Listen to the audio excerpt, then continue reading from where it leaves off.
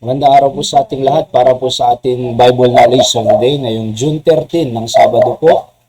Proverbs 22 verse 4, the Bible says, "By humility and the fear of the Lord are riches and honor and life." Napagandang talata po. So, by humility and the fear of the Lord, yan po ang ating pamagat ngayong umaga. Yung humility po dyan ay galing po sa Hebrew word na anava. Sabihin po niyan ay condescension, papakumbaba, diba? Meekness. Yung fear naman po ay yaira sa Hebrew word, moral reverence. Hindi po yung fear na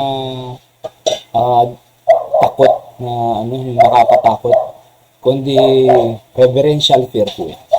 Okay? Yung riches naman po dyan, the fear of the Lord, by humility and the fear of the Lord are riches, ay wealth. And yung honor po, kabud sa Hebrew, glory. Okay? And yung life, of course, alive or buhay sa Tagalog. Okay? So, kaya napakaganda po ang tunay na kayamanan, honor, yung bang tingin ng tao sa'yo, honor ka because of your humility. At nakikita nila na you are reverencing God. Diba? Kaya kung nakikita ka nila na may daladalang Biblia, maayos ang suot, pupunta sa church, nakabihis, honor po yun eh. Kasi you are fearing the Lord. You are obeying the Lord. You are reverencing God. So, kasi nakikita ka nila, nagsisimba, ayos ang suot, at nakikita nila, pagkausap ka nila ay hindi ka nagmamalaki, nagmamayabang sa anumang meron ka. Hindi nakikita ang kanila ng pagpapakumbaba.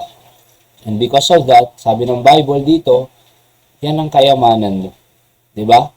Oho, mamanahin yan ng mga anak mo. Yung kapakumbabahan mo, yung reverence mo sa Diyos, yung involvement mo sa ministry, ay mamanahin ng anak mo. At yun ang makikita mong riches, mga kapatid. Better than any material things of the world. In honor. Aba, so yun ang tingin ng tao sa'yo. Ayan ang taong yan, mapagpakumbaba. Yung taong yan, may takot sa Diyos. Oo. Palasimba yan. May naniniwala sa Biblia. Kaya alam niyo po, pinakamaganda, magpakilala po tayong anak tayo ng Diyos. Para hindi ka na nila nayayayahin na uminom ng alak, yayain sa nightclub, or yayain sa sabungan, or sa mga barkada na tatambay. Para hindi ka nilayayahin na uminom, magpakilala ka na, anak ako ng Diyos, baptist ako, or anak ako ng Diyos, para hindi ka na nilayayahin.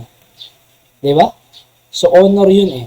Pag hindi mo kasi sinasabi sa workplace mo, na anak ka ng Diyos, hindi mo sinasabi, marami ka pang dahilan, marami pa tayong dahilan na may sakit kasi ang tiyan ko, kaya hindi ako umiinom. May sakit kasi ang tiyan ko, kaya ganito. Diba? So, sabihin mo, anak ako ng Diyos, signan mo, hindi ka nila yayayahin at kukulitin. Alright? Riches, honor, and life. Buhay mo po yan. Okay?